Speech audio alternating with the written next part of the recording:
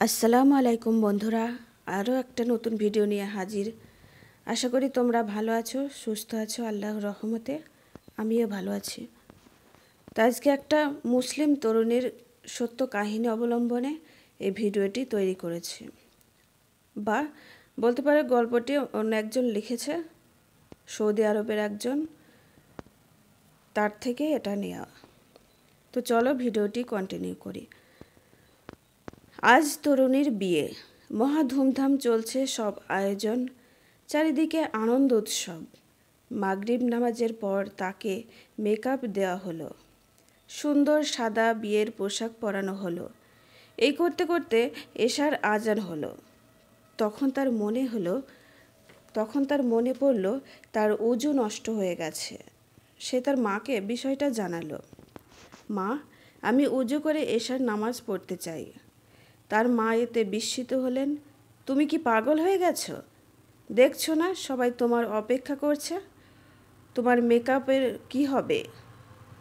পানিতে তো সব ধুয়ে যাবে। তার মা বলল, আমি তোমার মা, আমি নির্দেশ দিচ্ছি তুমি এখন নামাজ পড়বে না। তুমি যদি এখন ওযু করো তাহলে আমি কষ্ট পাব। মেয়ে জবাব দিল, নামাজ না পড়ে আমি এখান থেকে কোথাও যাব না। মা, তুমি জানো নামাজের মাফ নেই, মানুষ আল্লাহর অবাধ্য হতে পারে না।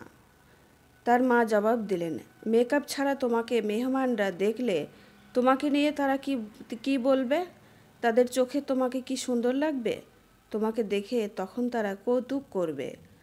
মেয়ে তখন বলল, মা, তুমি কি এই নিয়ে চিন্তা করো যে আমি সৃষ্টির দৃষ্টিতে সুন্দর কিনা?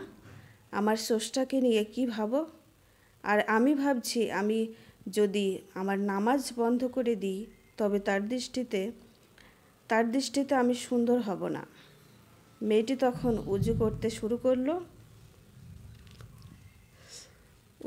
শুরু করলো তখন তার সব মেকআপ মুছে গেল, কিন্তু সে এসবের কিছুই পরোয়া করলো না। তারপরে নামাজ শুরু করলো, যথারীতি নামাজ আদায় করতে লাগলো।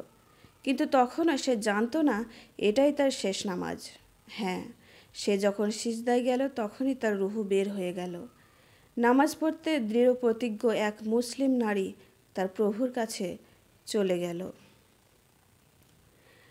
তার সামনে সিজদায় থেকে তিনি নামাজকেই সবচেয়ে বেশি গুরুত্ব দিতেন।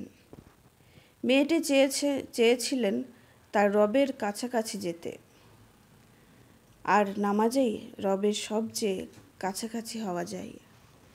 কে তার চেহারা নিয়ে সাজগোজ নিয়ে কি বলল সে তার পরোয়া করত না। তার ভাবনা জুড়ে ছিল আল্লাহ তার সম্পর্কে কি ভাবছেন। সব মুসলিমের চিন্তা এমনই হওয়া উচিত নয় কি? এই সত্য কাহিনীটি বলেছেন শেখ আব্দুল মহসিন আল আহমদ। ঘটনাটি ঘটেছে সৌদি আরবের রাজধানীর আভায়। তবে তিনি মেয়েটি বা তার পরিবারের পরিচয় প্রকাশ করেননি।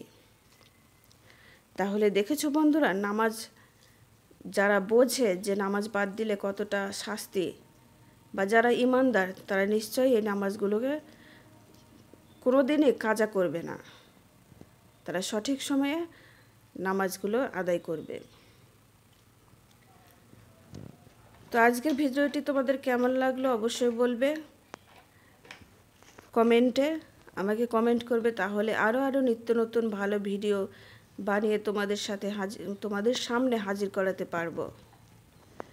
তো বন্ধুরা, আমার ভিডিওটি ভালো লাগলে অবশ্যই চ্যানেলটির পাশে থাকবে, চ্যানেলটিকে সাবস্ক্রাইব করে রাখবে, আর পাশে থাকা অল বাটনে প্রেস করবে, তাহলে আমি ভিডিও ছাড়ার সাথে সাথে তোমাদের কাছে নোটিফিকেশান চলে যাবে। তাহলে দেখা হচ্ছে পরের ভিডিওতে। আল্লাহ হাফেজ।